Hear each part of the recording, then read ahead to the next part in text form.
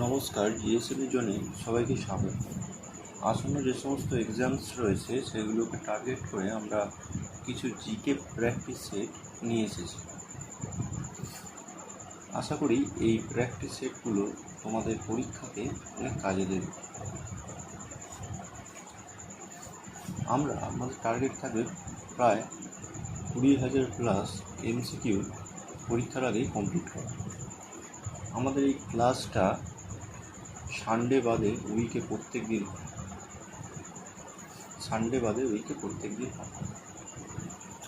তাহলে আজকের ক্লাসটা শুরু করা যাক। আজকের প্রথম প্রশ্ন, শুশুনিয়া পাহাড় পশ্চিমবঙ্গে কোথায় রয়েছে? শুশুনিয়া পাহাড় আমাদের পশ্চিমবঙ্গে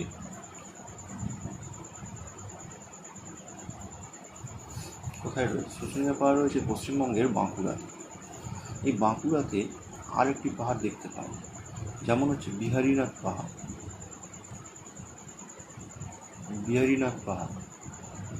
এই বিহারীনাথ পাহাড়কে আবার আরাকু ভ্যালি বলা হয়।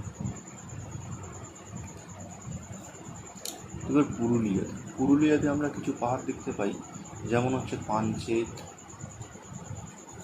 বাঘমুন্ডি, অযোধ্যা ইত্যাদি। বীরভূমে রয়েছে ইম্পর্টেন্ট পাহাড়, তার নাম হচ্ছে মামাভাগ্নে। এছাড়া আমরা ঝাড়গ্রামে একটা পাহাড় দেখতে পাই, তার নাম হচ্ছে বেলপাহাড়ি।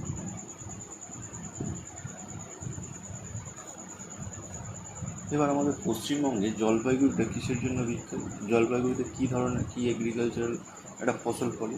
সেটা হচ্ছে পাইনঅ্যাপেল চাষ, অর্থাৎ আনারস চাষ হয় প্রচুর পরিমাণে। ঠিক আছে, এবার নেক্সট হচ্ছে বেতার তরঙ্গ কোন স্তরে প্রতিফলিত হয়? বেতার তরঙ্গ আমাদের আয়নোস্ফিয়ারে প্রতিফলিত হয়। বায়ুমণ্ডলে যে সমস্ত স্তর রয়েছে আমরা জেনে নেব কোন কোন স্তর রয়েছে। সবচেয়ে তলায় স্তর রয়েছে ট্রপোস্ফিয়ার। তার ওপরে রয়েছে স্ট্র্যাটোস্ফিয়ার এবং তার ওপরে রয়েছে মেসোস্ফিয়ার। তার উপরে রয়েছে থার্মোস্ফিয়ার এবং তার উপরে রয়েছে এক্সোস্ফিয়ার। এই ট্রপোস্ফিয়ারটা আমাদের সর্বনিম্ন স্তর। সর্বনিম্ন স্তর। স্ট্র্যাটোস্ফিয়ারে আমরা বিভিন্ন এয়ারক্রাফট, জেট ফ্লাই, ঠিক আছে, এখানে দেখতে পাই। এছাড়া এখানে কি রয়েছে? ওজোন লেয়ার রয়েছে। ওজোন লেয়ারটা কোথায় দেখতে পাওয়া যায়? না, স্ট্র্যাটোস্ফিয়ার। এবার আমাদের এই বায়ুমণ্ডলের স্তরের মধ্যে সবচেয়ে শীতলতম স্তর কোনটা? যদি বলে সবচেয়ে শীতলতম স্তর কোনটা, সেটা হয়ে যাবে, সবচেয়ে শীতলতম স্তর হচ্ছে মেসোস্ফিয়ার, শীতলতম স্তর। আর সব থেকে উষ্ণতম স্তর হচ্ছে থার্মোস্ফিয়ার, উষ্ণতম স্তর। ঠিক আছে, নেক্সট কোশ্চেন, ভারতের নাগরিকত্ব আইন কবে পাস করা হয়? ভারতের নাগরিকত্ব আইন পাস হয় 1955 সালে। এবার আমরা জেনে নেব এই সিটিজেনশিপ কত নম্বর পার্টে রয়েছে। এই সিটিজেনশিপ পার্ট রয়েছে 2 নম্বর পার্টে রয়েছে। এর আর্টিকেল কত? এর আর্টিকেল 5 থেকে 11। এছাড়া আমরা জেনে নেব যে ফান্ডামেন্টাল রাইট, আমাদের যে ফান্ডামেন্টাল রাইট রয়েছে, ফান্ডামেন্টাল রাইট কোন পার্টে রয়েছে? ফান্ডামেন্টাল রাইট রয়েছে পার্ট 3। এর আর্টিকেল কত? এর আর্টিকেল 12 to 35, অর্থাৎ 12 থেকে 35 নম্বর আর্টিকেল রয়েছে কি না ফান্ডামেন্টাল রাইট। ডিপিএসপি অর্থাৎ directive principal of state policy. এই ডিপিএসপি কোন পার্টে রয়েছে? ডিপিএসপি রয়েছে পার্ট 4-এ। এর আর্টিকেল কত? এর আর্টিকেল হচ্ছে 36 to 51। ঠিক আছে, এগুলো জানেন। নেক্সট প্রশ্ন, কোন রাজা পোলো খেলার সময় আঘাত পেয়ে মারা যান? কুতুবুদ্দিন আইবক। কুতুবুদ্দিন আইবক পোলো খেলার সময় আঘাত পেয়ে মারা যান। ঠিক আছে, এবার এই কুতুবুদ্দিন আইবককে আবার কি বলা? কুতুবুদ্দিন আইবককে আমরা জেনে নেব লাখ বাক্স বলা। কি বল? লাখ বাক্স বলা। কুতুবুদ্দিন আইবক কার স্লেভ ছিলেন বা কার দাস ছিলেন? কুতুবুদ্দিন আইবক ছিলেন মোহাম্মদ ঘড়ির স্লেভ। মোহাম্মদ ঘড়ির স্লেভ ছিলেন কুতুবুদ্দিন আইবক। এবার ইলতুৎমিশ কী করেছিলেন? হ্যাঁ, ইকতা প্রথা চালু করেছিলেন। ইকতা প্রথা চালু করেন কে? ইলতুৎমিশ। আলাউদ্দিন কী করেন? না, ইকতা প্রথা বন্ধ করেন। ইকতা প্রথাটা বন্ধ করেন। তাহলে ইকতা প্রথা চালু করলেন ইলতুৎমিশ, বন্ধ করলেন আলাউদ্দিন খিলজি। ইব্রাহিম লোদি আমরা সবাই জানি না, ইব্রাহিম লোদির সাথে বাবরের যে যুদ্ধ হয়েছিল তার নাম কি? না, ফার্স্ট ব্যাটেল অফ পানিপথ, অর্থাৎ পানিপথের প্রথম যুদ্ধ। ফার্স্ট ব্যাটেল অফ পানিপথ, অর্থাৎ পানিপথের প্রথম যুদ্ধ। এই পানিপথের প্রথম যুদ্ধ কবে হয়েছিল? না, 1526 খ্রিস্টাব্দে। ঠিক আছে, নেক্সট প্রশ্ন। চিংড়ির রেচনাঙ্গের নাম কি? চিংড়ির রেচনাঙ্গের নাম হচ্ছে কি সবুজ গ্রন্থি। সবুজ গ্রন্থি হচ্ছে চিংড়ির রেচনাঙ্গের নাম। আমাদের আর কিছু রেচনাঙ্গ জেনে নিতে হবে, তার কি রেচনাঙ্গ রয়েছে। যেমন অ্যামিবা। এই রেচনাঙ্গের নাম কি? অ্যামিবার রেচনাঙ্গের নাম হচ্ছে সংকোচী গহ্বর।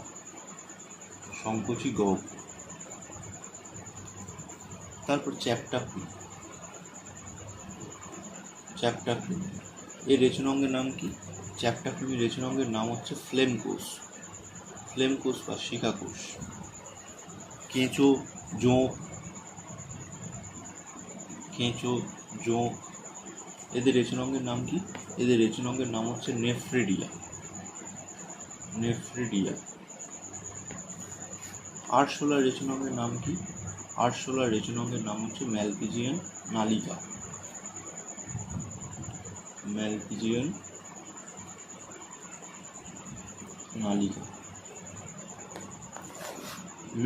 মাকড়সা কাঁকড়া বিছে এদের রেচনাঙ্গের নাম কি? মাকড়সা কাঁকড়া বিছে এদের রেচনাঙ্গের নাম হচ্ছে কক্সাল গ্রন্থি। মাকড়সা কাঁকড়া বিছে এদের রেচনাঙ্গের নাম হচ্ছে কক্সাল গ্রন্থি। ঠিক আছে, এবার নেক্সট প্রশ্ন। সমুদ্রের বধূ নামে পরিচিত কে? এই প্রশ্নটা সবাই জানে, সমুদ্রের বধূ নামে পরিচিত গ্রেট ব্রিটেন। ঠিক আছে, নেক্সট প্রশ্ন। লেবুতে কোন অ্যাসিড দেখতে পাওয়া যায়? লেবুতে দেখতে পাওয়া যায় সাইট্রিক অ্যাসিড। লেবুতে থাকে কি? লেবুতে থাকে সাইট্রিক অ্যাসিড। এছাড়া আর কোন অ্যাসিডে কী দেখতে পাওয়া যায়, কোন ফলে কী অ্যাসিড দেখতে পাওয়া যায় সেগুলো আমরা দেখব। আপেলে দেখতে পাওয়া যায় ম্যালিক অ্যাসিড। আপেলে পাওয়া যায় কি? Malic acid. তেঁতুলে পাওয়া যায় টার্টারিক অ্যাসিড। ভিনিগারে কি অ্যাসিড থাকে? ভিনিগারে থাকে অ্যাসিটিক অ্যাসিড। দইয়ে কি অ্যাসিড দেখতে পাওয়া যায়? দই, টক দই বা দই, এটা দেখতে পাওয়া যায় ল্যাকটিক অ্যাসিড। পিঁপড়ে মৌমাছির হুলে কি অ্যাসিড থাকে? না, ফর্মিক অ্যাসিড। পিঁপড়ে মৌমাছির হুল কি থাকে? না, ফর্মিক অ্যাসিড।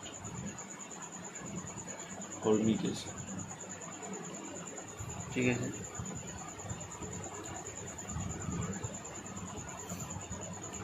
চায়ে কি অ্যাসিড দেখতে পাওয়া যায়? চায়ে থাকে ট্যানিক অ্যাসিড।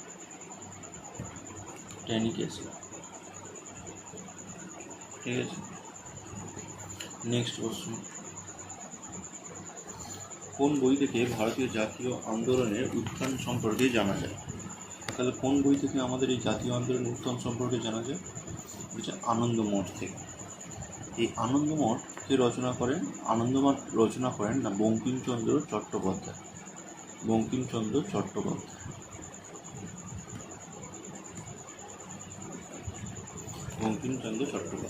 এই আনন্দমঠ উপন্যাসটা কবে লেখা হয়? না 1882 সালে। এই বই থেকে আবার কোন বিদ্রোহের কথা জানা যায়? এই আনন্দমঠ থেকে আমরা সন্ন্যাসী বিদ্রোহের কথা জানতে পারি।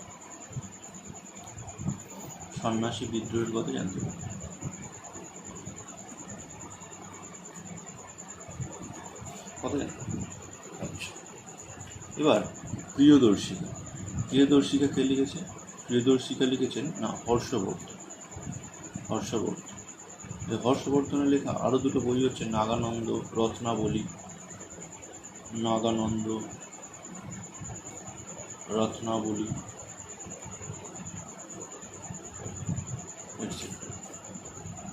এই গীতাঞ্জলির সঙ্গে কে জড়িত আছে? গীতাঞ্জলি হচ্ছে রবীন্দ্রনাথ ঠাকুর।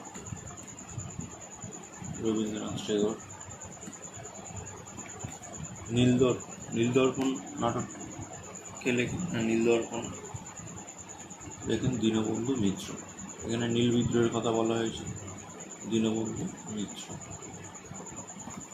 ঠিক আছে, নেক্সট প্রশ্ন, মোগল আমলে সরকারি ভাষা কী ছিল?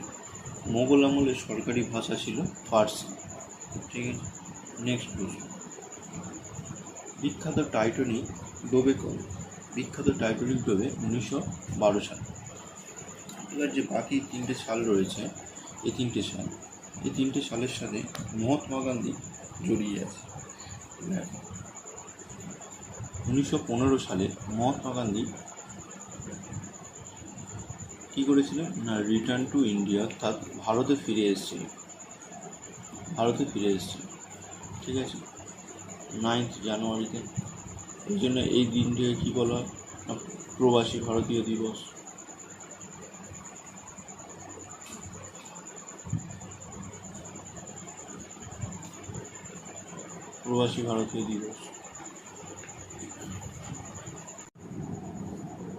মহাত্মা গান্ধী ভারতে ফিরে এসেছিলেন 1915 সালে। কার অনুরোধে? না গোপালকৃষ্ণ গোখলের অনুরোধে। 1920 সালে কী হয়েছিল? না 1920 সালে এনসিএ মুভমেন্ট হয়েছিল, অর্থাৎ নন কোঅপারেশন মুভমেন্ট, অর্থাৎ অসহযোগ আন্দোলন হয়েছিল। 1922 সালের ফেব্রুয়ারি 5 একটা ইনসিডেন্ট হয়েছিল। কী ইনসিডেন্ট? না চৌরি চৌরা ইনসিডেন্ট।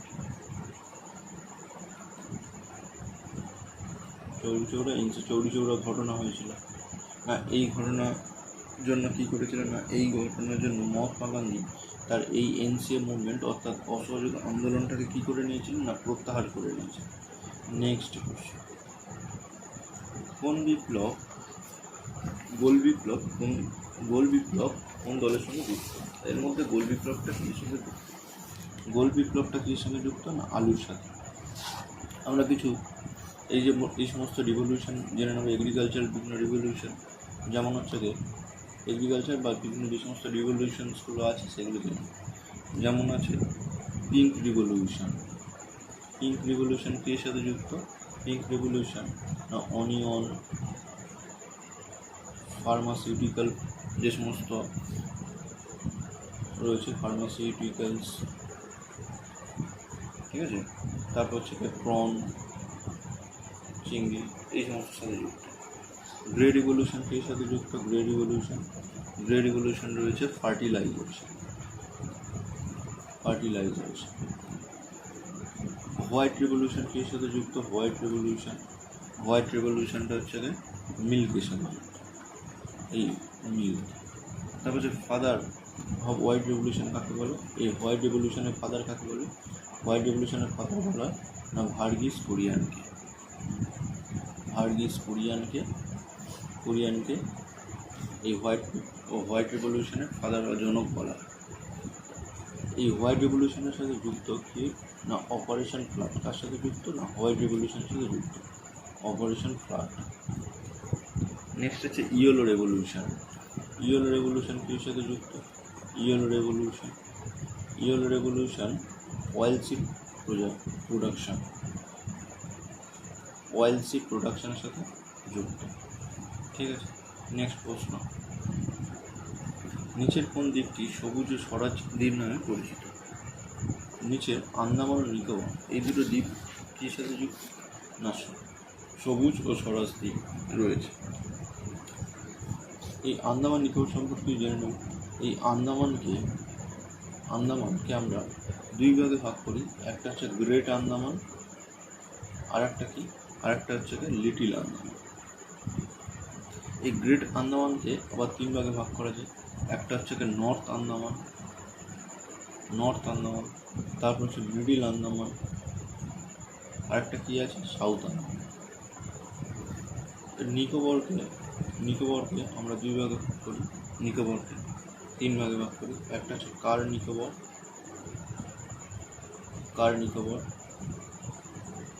তারপরে রয়েছে লিটিল নিকোবর, একটা রয়েছে কি না গ্রেট নিকোবর। ঠিক আছে, লাক্ষাদ্বীপটা কি না লাক্ষাদ্বীপটা কি না লাক্ষাদ্বীপ হচ্ছে একটা কোরাল আইল্যান্ড। ঠিক আছে, লাক্ষাদ্বীপটা কি না কোরাল আইল্যান্ড। এর ক্যাপিটাল কি? এর ক্যাপিটাল হচ্ছে কাভারাতি।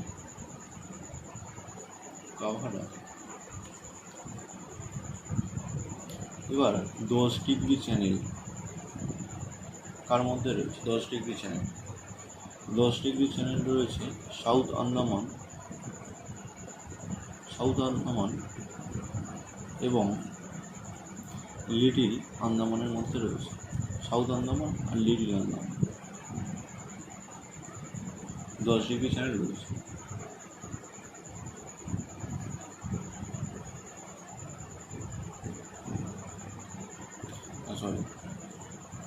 সরি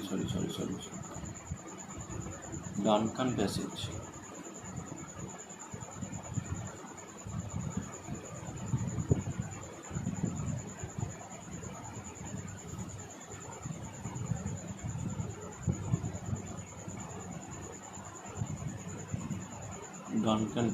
কার মধ্যে রয়েছে?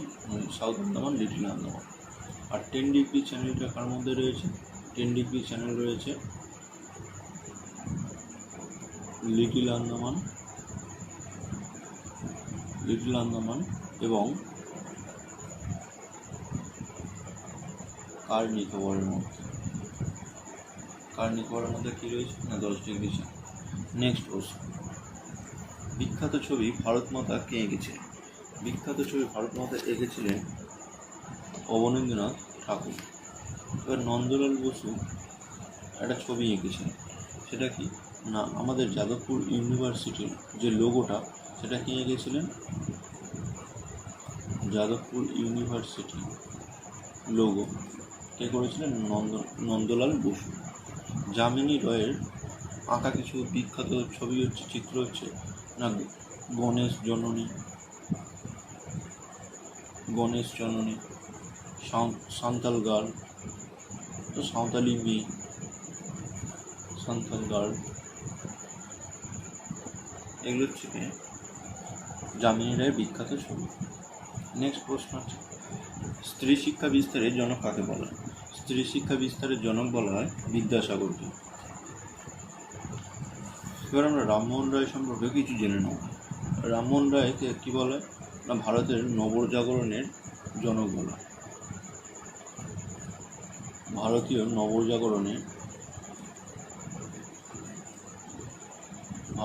নবজাগরণের জনক বলা হয়।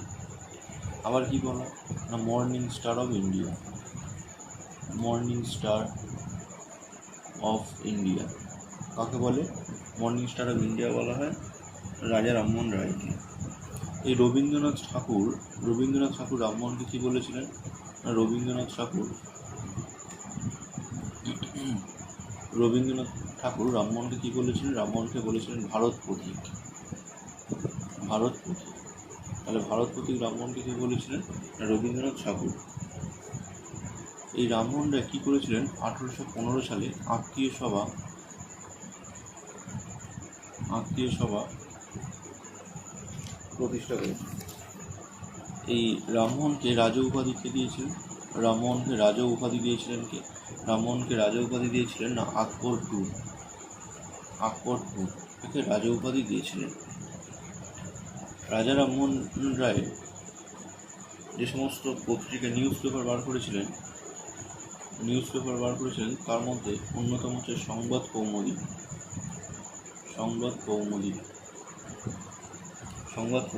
এটা 1821 সালে পাবলিশ হয়। তারপর তিনি কী করেছিলেন না পার্সিয়ান একটা নিউজ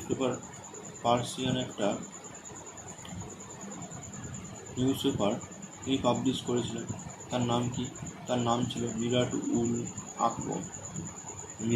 আকবর। কত সালে পাবলিশ করেন এই নিউজ পেপারটা? 1822। ঠিক আছে, নেক্সট প্রশ্ন। কৌটিল্য কার রাজসভার প্রধানমন্ত্রী ছিলেন? কৌটিল্য ছিলেন চন্দ্রগুপ্ত মৌর্যের রাজসভার প্রধানমন্ত্রী। কৌটিল্যের আর কি নাম ছিল? কৌটিল্যের নাম ছিল চাণক্য। আর ভালো নাম কি ছিল না বিষ্ণুগুপ্ত। ঠিক আছে। বা আলেকজান্ডার কোথাকার রাজা ছিলেন? আলেকজান্ডার ছিলেন ম্যাসিডোনিয়া রাজা।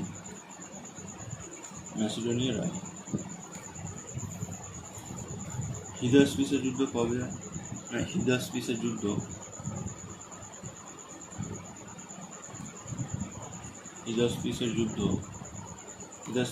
কবে? হিদাসপিসের যুদ্ধ হয় 326 BC-তে। কাদের মধ্যে হয়েছিল না পুরুর সাথে আলেকজান্ডারের হয়েছিল। আলেকজান্ডারের মিনিস্টারের নাম কি ছিল? আলেকজান্ডারের মিনিস্টার ছিলেন বুকেফিলাস।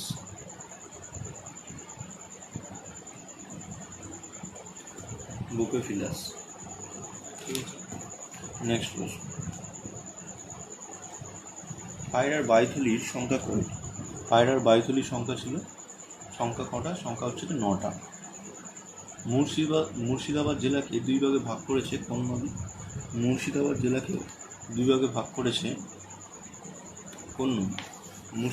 দুই ভাগে ভাগ করেছে ভাগীরথী।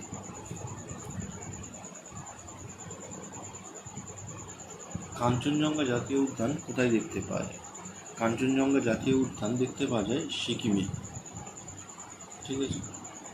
আসামে একটা ন্যাশনাল পার্ক রয়েছে, তার নাম কি না কাজিরাঙ্গা ন্যাশনাল পার্ক। এখানে কি দেখতে পাবে? এখানে একশৃঙ্গ গন্ডার দেখতে পাবে।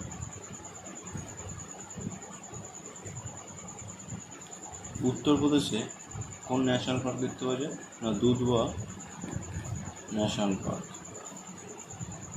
ঠিক আছে, নেক্সট হচ্ছে গিয়ে অন্নদামঙ্গল কার রচিত? অন্নদামঙ্গল রচিত রায়গুণাকারে রচিত অন্নদামঙ্গল। সূর্যোদয়ের দেশ কাকে বলা হয়? সূর্যোদয়ের দেশ বলা হয় জাপানকে। নেক্সট প্রশ্ন। ভারতীয় সংবিধানের কোন ধারায় নতুন কোনো রাজ্যকে ভারতের অন্তর্ভুক্ত করার ক্ষমতা দেওয়া হয়? এটা কোন নম্বর ধারা না 2 নম্বর ধারায়। নেক্সট হচ্ছে সুন্দরবন অঞ্চলের সবচেয়ে বড় দ্বীপের নাম কি? সুন্দরবন অঞ্চলের সবচেয়ে বড় দ্বীপের নাম হচ্ছে কি সাগর দ্বীপ। আর পূর্বাশাটা হচ্ছে কি সবথেকে সুন্দরবনের স্মলেস্ট আইল্যান্ড। তাহলে সুন্দরবনের সব থেকে ছোট দ্বীপের নাম কি পূর্বাশা, আর বড় দ্বীপ হচ্ছে সাগর দ্বীপ। নেক্সট প্রশ্ন। হ্যাঁ, আর একটা প্রশ্ন আছে, গেটওয়ে অফ সুন্দরবন কাকে বলে? গেটওয়ে অফ সুন্দরবন অর্থাৎ সুন্দরবনের প্রবেশদ্বার কাকে বলে? সুন্দরবন এটা বলা হয় ক্যানিংকে। নেক্সট প্রশ্ন। ভারতের কোন অঞ্চলে বছরে দুবার বৃষ্টিপাত হয়? না, ভারতের তামিলনাড়ুতে বছরে দুবার বৃষ্টিপাত হয়। ব্রিটিশ ভারতের শেষ ভাইসরয় কে ছিলেন? ব্রিটিশ ভারতের শেষ ভাইসরয় ছিলেন লর্ড মাউন্টব্যাটেন।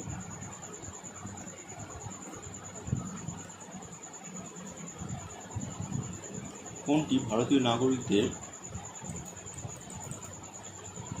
ভারতীয় নাগরিকদের সংবিধান স্বীকৃত মৌলিক অধিকার নয়? এর মধ্যে হচ্ছে ধর্মঘটের অধিকার। এটা ভারতের সংবিধানের মৌলিক অধিকার নয়। ঠিক আছে, তাহলে আজকে ক্লাসটা এই পর্যন্ত। নেক্সট দিন আবার 25টা প্রশ্ন নিয়ে শুরু করব। ঠিক আছে, আশা করি ক্লাসটা সবার ভালো লাগলো। ক্লাসটা ভালো লাগলে অবশ্যই তোমাদের বন্ধুদের সাথে শেয়ার করে দিও। ধন্যবাদ, টাটা।